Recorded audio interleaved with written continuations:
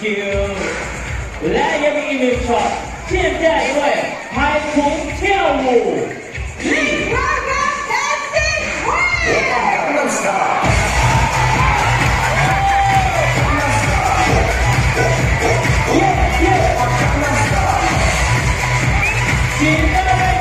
้าคุรีเสียงเข้ามาเป็นกำลังใจกับพวกเขาด้วยค่ะขอบคุณมากครับและนี่ก็คือความน่ารักความแสนรู้ของโลมากลุ่มแรกเท่านั้นเองใช่แล้วช่วงต่อไปเราจะพาท่านผู้เกียรติทุกท่านไปพบกับน้องโลมาสายพันธุ์ปักตรวจขนาดใหญ่นะบอกได้เลยว่ามีแค่ชิ้นเดียวในแถบเอเชียค่ะใช่แล้วนะครับผม Ladies and gentlemen